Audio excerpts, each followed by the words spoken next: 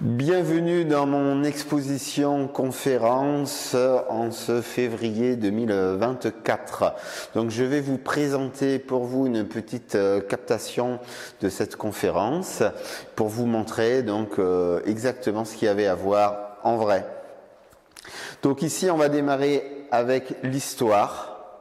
Une histoire qui va démarrer dans les métiers du bois avec l'invention de la scie. Donc on peut voir ici quelques scies, des scies de long, des scies sur cadre plus classiques, et les petites scies, donc les scies à guichet ou les scies de jardinier. Mais comme moi je suis un passionné des livres, j'ai une très belle bibliothèque pour ceux qui la connaissent, il y a l'invention de la scie. Qu'est-ce qui a donné la scie ? Et dans cette exposition, tout n'est que détail, et peut-être que le détail qui a surpris le plus, c'est d'avoir une coquille Saint-Jacques sur une table avec des outils anciens. Et oui, parce que dans les livres, c'est marqué que la coquille Saint-Jacques va donner la scie aiguine que l'on connaît, les scies de long, et l'écart que l'on peut avoir entre les traits ici, c'est l'écart que l'on peut avoir sur les scies que l'on a ici. Donc maintenant, entre les livres qui disent et la réalité, il faut évidemment le tester. Parce que sinon, ça n'a aucun intérêt. Moi, je suis quelqu'un qui travaille le bois. Donc moi, je suis pas dans la catégorie des historiens qui racontent. Moi, je suis dans la catégorie des gens qui travaillent et qui aiment travailler ce bois. Donc, est-ce qu'une coquille Saint-Jacques scie ? Donc, faisons l'expérience.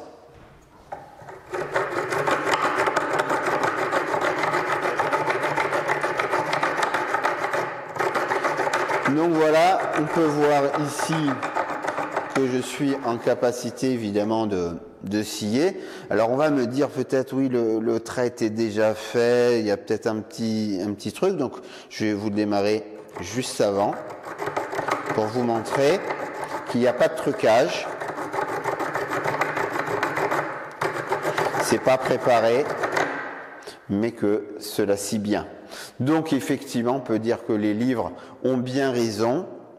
La coquille Saint-Jacques est ce qui va inspirer tout simplement la scie que l'on connaît aujourd'hui, en sachant qu'avant, effectivement, l'art du fer était très très utilisé, l'art du bois beaucoup moins. C'est pour ça qu'on verra que les rabots vont venir bien après. Donc on va travailler avec le fer.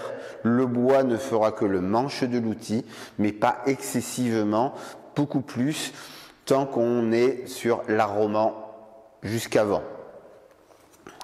Et donc on va continuer cette exposition, toujours au côté historique, avec ce qui va permettre d'aplanir le bois. Pour aplanir le bois, à l'époque, c'est une herminette et une hache. Pour ici, j'ai pris où je vais faire une petite gestuelle, bien évidemment. C'est pas ces outils exacts qui le font. Donc on a ici cette poutre qui est un frein de charrette pour les experts, mais ça c'est pas pour moi excessivement important. Donc ici on a toutes les marques d'un travail fait à la hache et à la herminette. Donc pour ce faire, il fallait à peu près pour une poutre être au moins 4, voire 6 ou plus en fonction. C'était en musique, comme dans les bateaux, on va dire, pour ramer.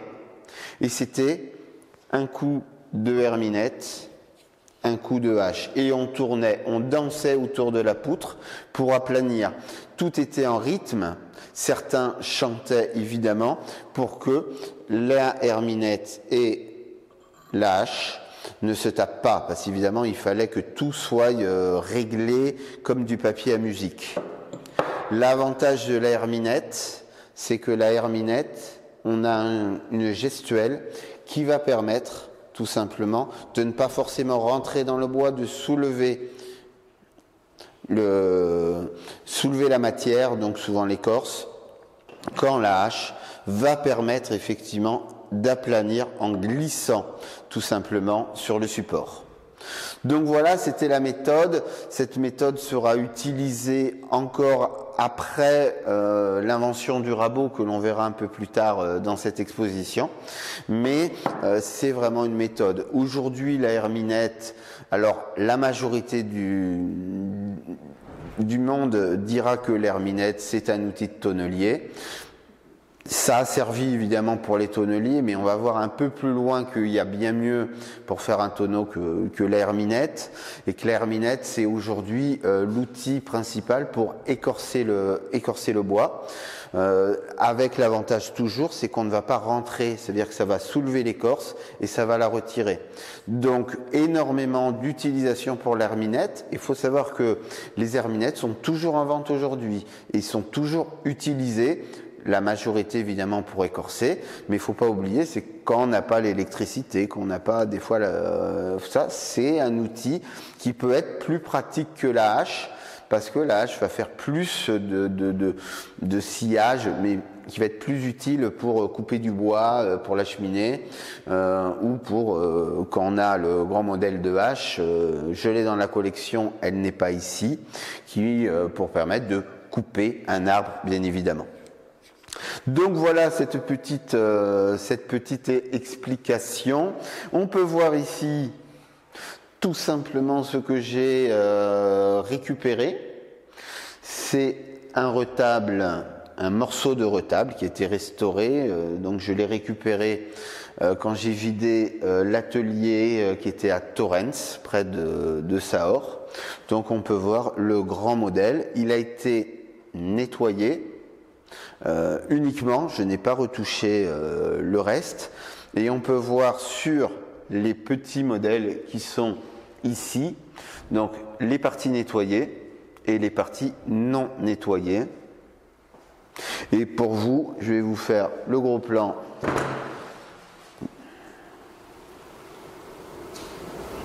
pour la fleur qui est tout simplement, donc c'est du polychrome. Le polychrome, c'est du bois sur lequel on a de la couleur tout simplement.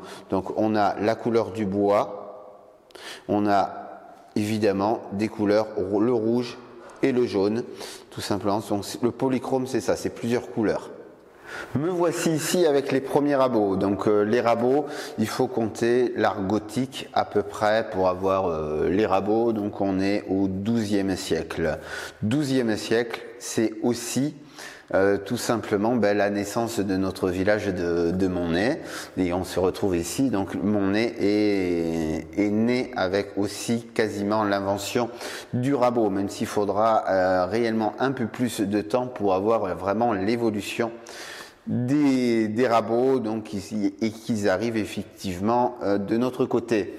Donc ici, pour démarrer les rabots, on a les classiques. Donc voilà, alors celui-là, c'est le basique de chez Basique, tout le monde en a.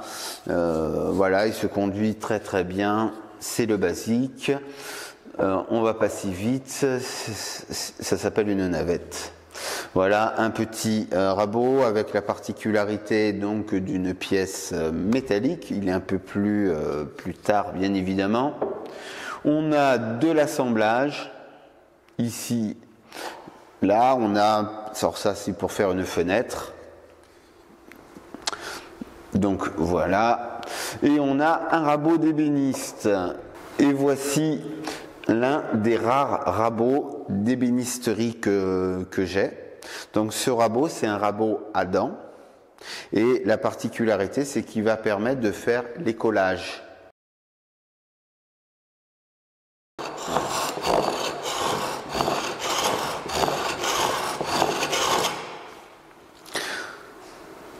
Et voici donc, ça fait donc ce rainurage, tout simplement, qui permet tout simplement de faire de la colle. Donc à l'époque, toutes les colles sont des colles naturelles, colle de poisson, pour les plus connus, enfin il y en a pas mal, des colles naturelles. Le principe de la colle, c'est simple, naturel, c'est que ça se colle et ça se décolle à la chaleur.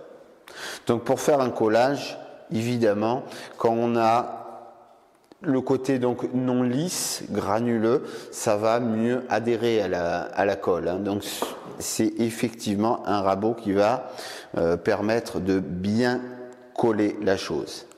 Et quand on parle de la colle, je vais vous montrer tout simplement ce vieux tiroir.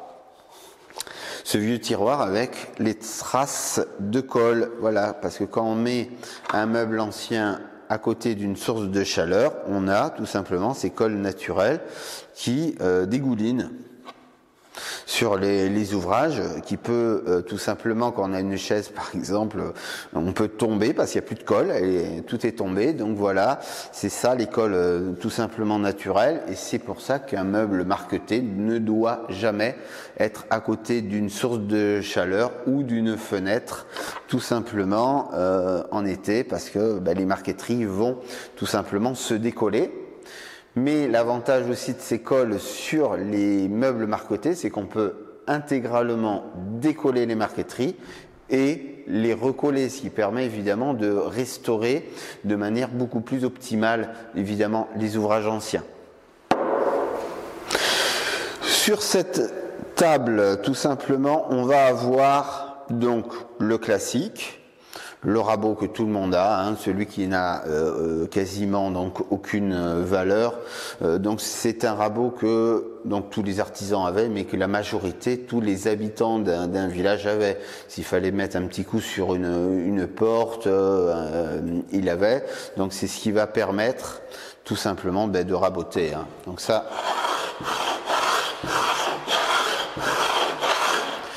c'est le classique. Ce rabot est ancien, et il a la particularité, parce que je connais celui qui me l'a donné, il ne l'a jamais utilisé car il l'a jugé tout simplement beaucoup trop lourde. Alors moi qui le fais au point de vue tout simplement folklorique, évidemment le côté trop lourd n'est pas gênant pour moi. Voici le grand bouvet. Donc un bouvet est composé d'un guide et d'un rabot. Donc le guide est une partie tout simplement fixe. Le rabot est un rabot, donc celui-là va s'appeler donc un bouvet à joue mobile. Pourquoi? Parce qu'on peut bouger les réglages tout simplement avec les papillons. J'en ai des plus vieux, pas ici, mais il y en a d'autres. Donc on peut bouger les réglages tout simplement, et voici, donc là il fait une rainure, donc on peut voir les trois outils qui permettent de faire la rainure. Et comme moi je ne suis pas collectionneur d'outils, j'aime bien aussi montrer ce que fait l'outil sur un ouvrage fixe, qui permet donc d'avoir le réglage de l'origine. Donc c'est entre l'extérieur et l'intérieur, c'est cette dimension, et l'arrondi qui fait est celui-là qu'on peut voir tout simplement, donc beaucoup mieux avec une pièce finale. Donc le bouvet à joue mobile, on en a un ici, on en a plusieurs. Donc c'est pareil pour ici, tout simplement, on a deux pièces qui sont ici, on a un réglage, donc on peut en avoir effectivement, donc il y en a plusieurs. Donc par exemple ici on est sur un bouvet de fenêtre, bien évidemment. Donc chaque rabot avait son utilité, il ne faut pas l'oublier à l'époque.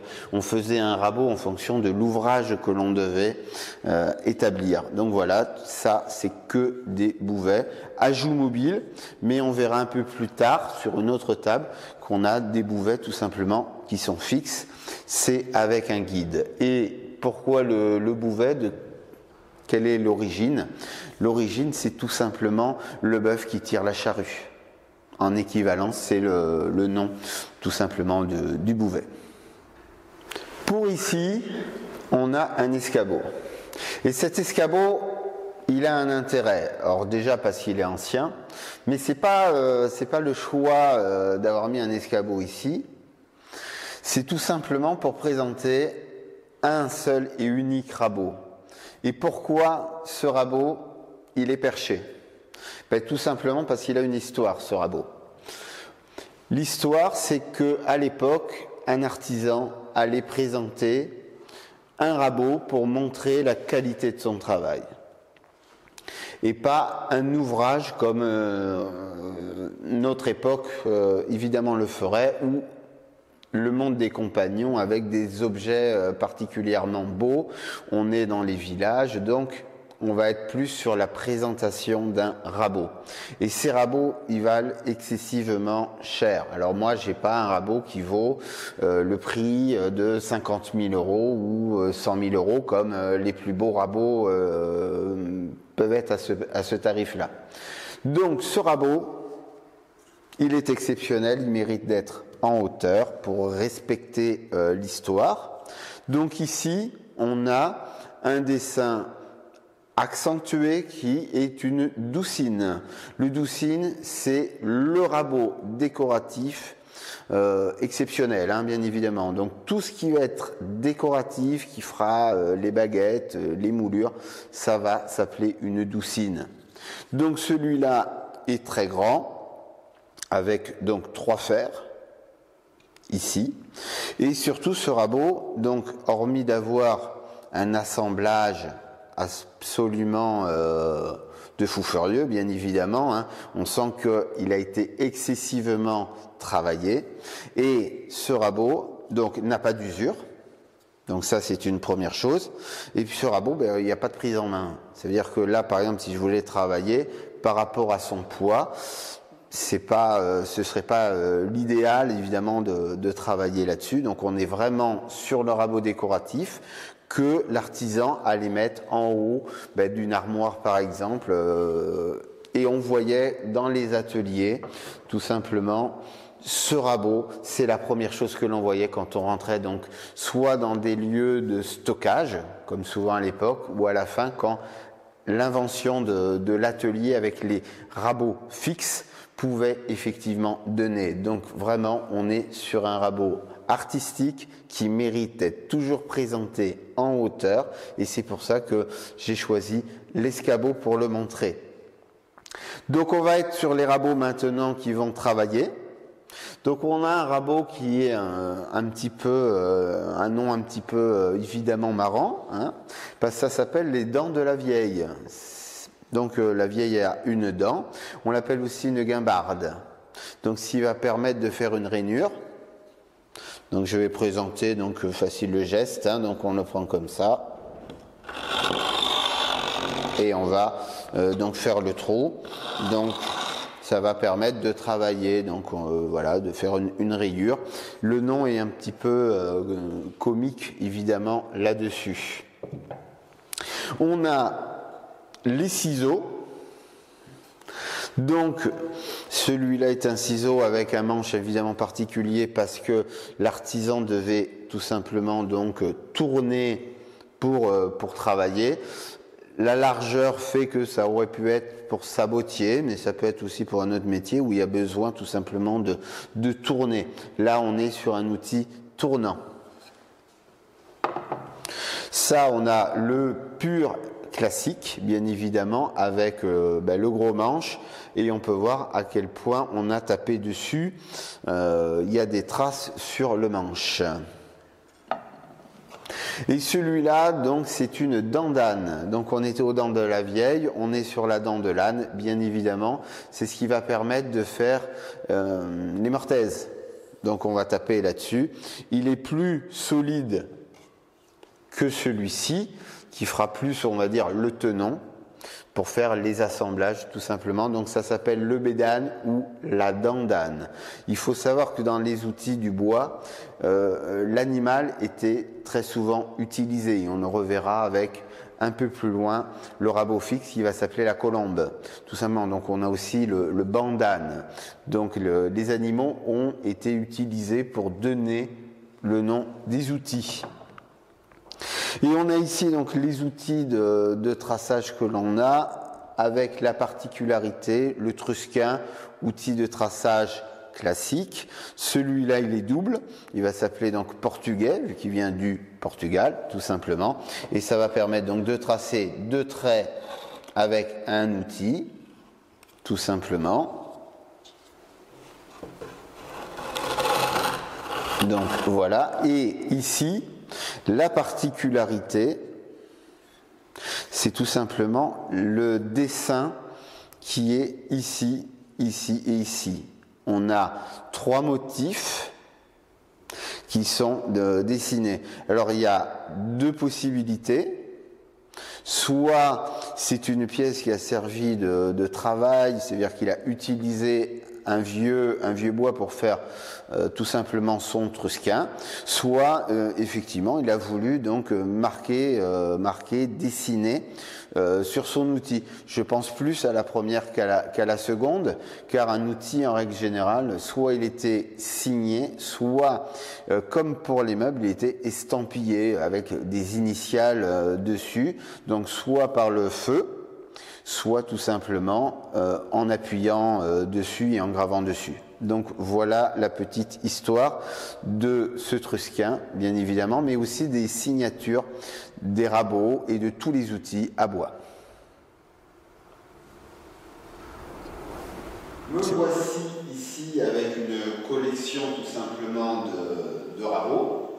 Donc on a la doucine, donc la grande, on l'a vu juste avant. On a plutôt les classiques. Donc on peut voir tout simplement la dimension du décor est beaucoup plus petit, donc beaucoup plus aussi agréable évidemment à prendre que le grand modèle qui était avec en plus un petit rabot. On n'avait pas de prise en main bien évidemment, donc on a la différence. Donc ici on a le Guillaume qui est ici, on a pour faire de la plate-bande un peu plus loin, on a pour faire des lampriers ici, mais je vais vous montrer dans cette collection de rabots tout simplement celui-là, parce qu'il a une particularité bien évidemment, c'est cette pièce ici, et cette pièce s'appelle une hirondelle. Donc encore une fois on était sur les animaux, encore une fois un terme est pris sur un animal, tout simplement. Donc cette pièce a été rajoutée pour renforcer le rabot, parce qu'il s'ouvrait, donc on voit l'ouverture ici. Donc voilà, il a été rajouté, ça s'appelle une hirondelle. Une hirondelle, on va surtout les retrouver sur des volets par exemple, on va assembler qu'avec du bois, pour tout simplement avoir une résistance bien plus forte. Donc voilà la petite histoire sur un rabot et une méthode tout simplement pour assembler du bois, et ça s'appelle une hirondelle.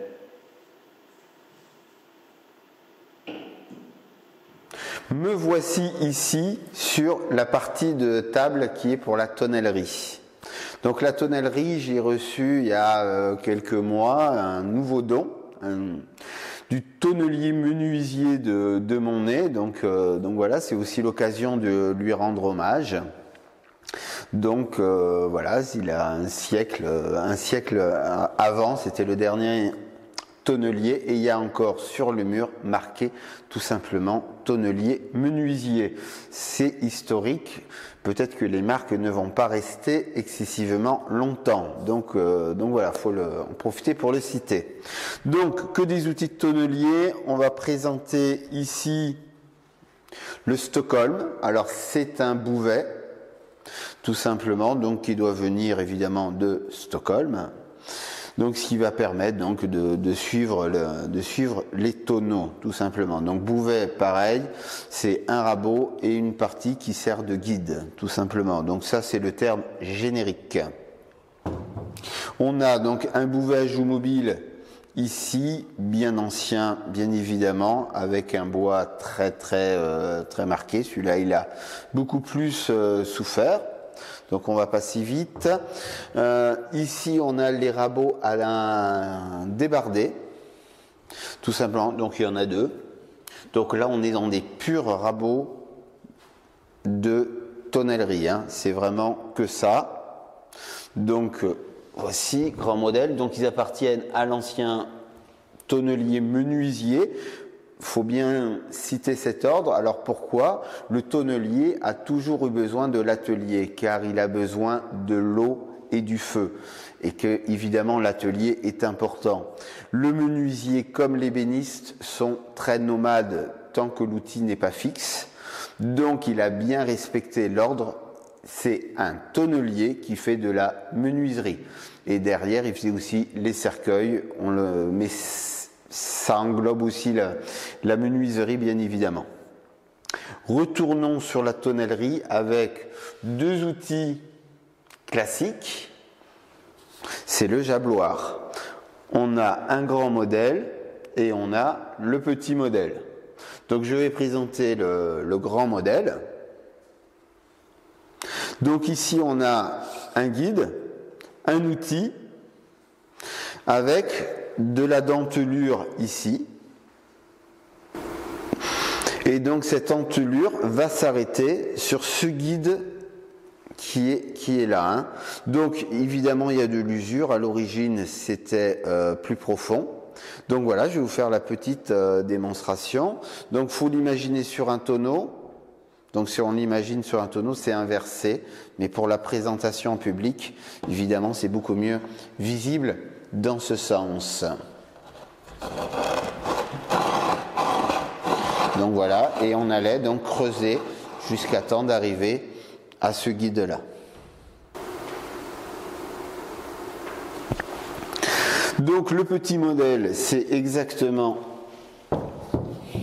la même chose, beaucoup plus maniable.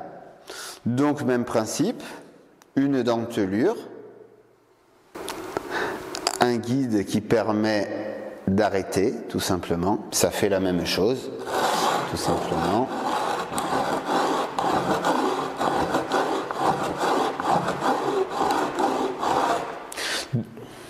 Donc voici donc la rainure que j'ai réalisée. Donc il faut imaginer que c'était plus grand et ce n'est pas un outil de traçage, c'est bien un outil pour faire une rainure sur des tonneaux ou sur un autre support, car évidemment ça pouvait aussi servir pour faire quelque chose sur une pièce arrondie. Donc on est toujours dans le même domaine avec, donc, alors on va parler de ce maillet. Donc ce maillet, il est intéressant. Avec une question, donc on a un gros maillet, donc on va redéfinir un maillet, c'est en bois, un marteau, c'est en fer, déjà. Mais on va poser la question, est-ce qu'on est sur un outil de précision ou de force? À cette question, la majorité des gens vont regarder la dimension du maillet en se disant, un gros maillet, ça peut être qu'un maillet de force.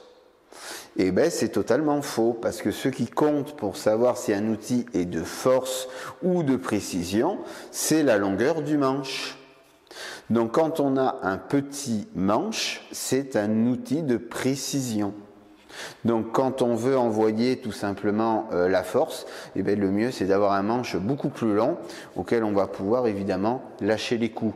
Si je veux lâcher le coup avec un petit manche, mon deuxième bras ne sera jamais tendu. Donc c'est qu'un marteau, un maillet de précision tout simplement. On n'envoie pas, on n'est pas sur un maillet qui est là pour tout casser. Et ce maillet, appartenait donc au tonnelier de mon nez. Ici, dans les maillets, on a deux particularités. On a celui-ci comme celui-là, tout simplement, qui s'appelle des utinets. Ce maillet permettait de taper sur les tonneaux pour savoir si le tonneau était plein ou vide. Il n'a pas grand intérêt. Et celui-là, il a été monté sur un fouet de Perpignan, en micocoulier. Donc tout simplement, donc il est souple, on peut le voir. Donc le fouet de Perpignan qui est fait à Sorède, et je vous invite à visiter le musée à Sorède d'ailleurs, sur le Micocoulier, ça fait les cravaches tout simplement, et c'est toujours utilisé aujourd'hui. Hein. Donc voilà, et ça permet donc de savoir c'est plein ou c'est vide en tapant dessus.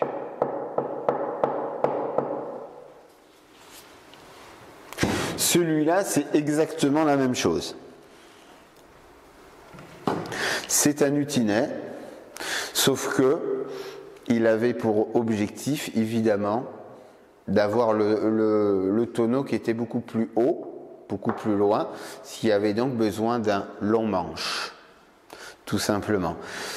L'imitation en arrache-clou, en bois, évidemment, est d'un côté décoratif. Il avait certainement du temps, il avait envie d'imiter le marteau.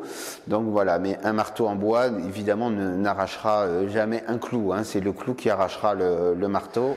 Donc ici, je me retrouve avec des outils dont on va passer très très vite, évidemment, avec les tarières, les chignoles, tous les outils pour faire des trous, c'est connu, donc on va passer ici.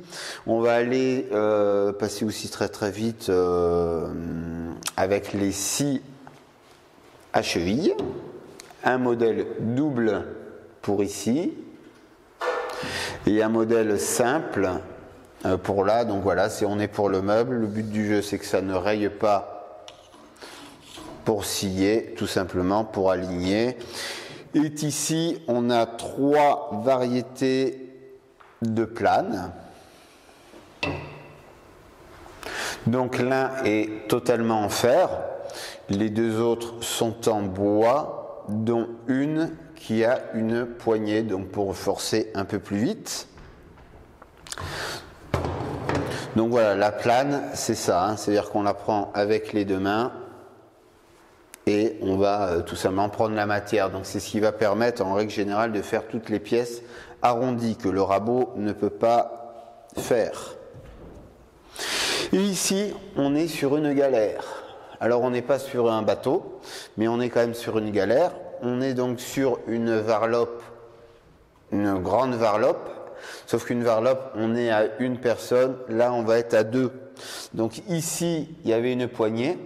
Et ici, on avait quelqu'un qui tout simplement tirait la corde, qui permettait d'être à 2. Tout simplement, donc qui permet donc d'aplanir, donc bien loin de ce que l'on a vu au début avec la hache et la herminette. Donc là, on a un résultat beaucoup plus propre, mais avec un physique. Il faut être costaud hein, pour le faire, je peux le dire, et à 2, il faut bien s'entendre. Rappelons que pour tous les outils du bois, il faut la main qui plaque, la main qui pousse. Donc ce qui est compliqué, c'est que lui, évidemment, devait faire les 2, et l'autre avec la corde ne devait que pousser. Donc c'était quand même assez complexe à utiliser. C'est peut-être aussi pour ça que ça s'appelle une galère. C'est que c'est peut-être aussi une galère à travailler. Mais au point de vue de l'efficacité, c'est quand même largement supérieur à la varlope.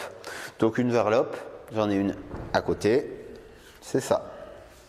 Donc évidemment un modèle beaucoup plus petit et qui cette fois-ci se tient donc avec une poignée et on met la main ici et on va avec le but tout simplement d'aplanir le bois. Donc voici, et puis sinon on a le riflard qui est aussi un système de varlope.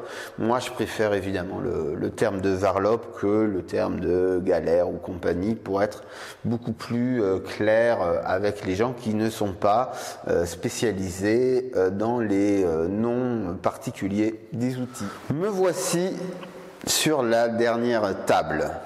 Évidemment, pour finir cette conférence, je vais la faire avec ce rabot. Ce rabot, évidemment, est historique, car c'est la première fois que l'outil va être fixe et que l'artisan tiendra le bois, tout simplement. Donc c'est une véritable transformation, mais c'est surtout un outil qui va faire que l'atelier sera la norme, tout simplement. L'artisan étant plus souvent nomade, tous ces outils se transportent. On travaille beaucoup plus chez les gens que dans un atelier à l'époque. N'oublions pas, le tonneau se transporte très facilement, ça tourne. Donc voilà, un meuble, évidemment, mieux vaut qu'il ne prenne pas de coup dans une charrette. Donc évidemment, l'atelier est plus un lieu de stockage qu'un lieu de fabrication. Donc là, on est vraiment sur un outil de fabrication. Il faut noter que dans le livre d'Agiroubo qu'on a vu au tout début, donc c'est dans les années 1700, il fait le dessin de la colombe. La colombe sera droite, alors que la colombe du tonnelier dans le dictionnaire des outils est en biais. Pour ici, évidemment, l'équilibre, c'est un escabeau et une table basse, mais c'est pas tout simplement grave. Donc le principe, donc c'est une poutre sur laquelle on a un fer qui est ici, et c'est ce qui fera la décochisseuse tout simplement que l'on a actuelle.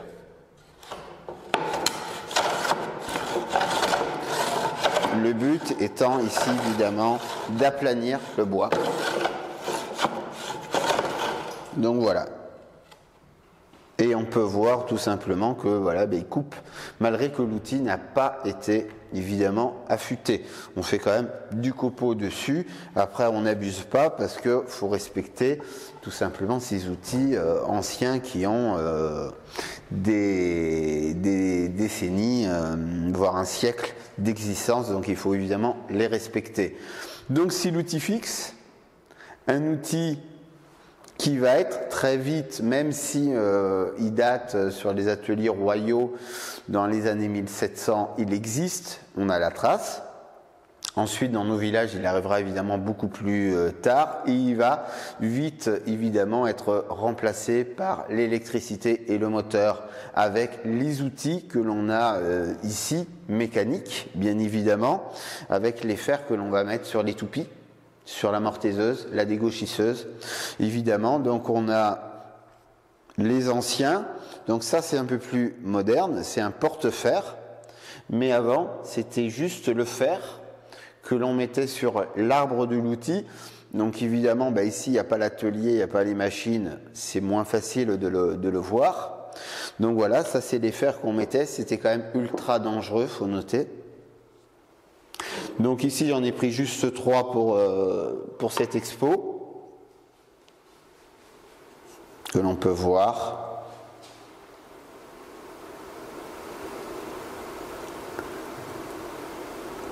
Donc voici, donc ça c'est une époque, c'est l'ancien menuisier de Montnay, donc les utilisait.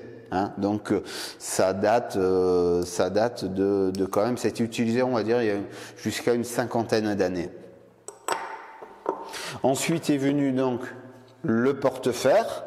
Donc c'est un outil qui se met donc sur l'arbre qui tourne sur la machine. Donc là on est quand même déjà sur 2 outils de coupe.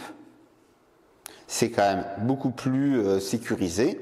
Et ensuite viendra tout simplement donc le fer complet avec beaucoup plus d'outils de coupe. Donc il faut savoir que plus un outil tourne vite, plus il est sécurisé, tout simplement. Donc là, plus on a aussi d'outils coupants, plus c'est sécurisé. Et maintenant vient les outils à plaquettes et les outils, on va dire, numériques qui seront l'avenir dans, on va dire, une 50aine d'années. Le numérique aura pris la place de ces machines-là. Et on va finir ici avec le dernier rabot le plus moderne. Alors celui-là, il a été acheté neuf. C'est un outil, c'est un rabot donc tout simplement avec une corne, ce qui permet de le prendre. Il est très récent, donc il a une 50aine d'années quand même. Et on a ici les produits, donc on va revenir largement en arrière avec tout simplement la cire que l'on avait ici, donc qui permettait de faire la finition. Donc l'ébéniste qui faisait la cire, vu que le doreur faisait la dorure, il ne faut pas l'oublier.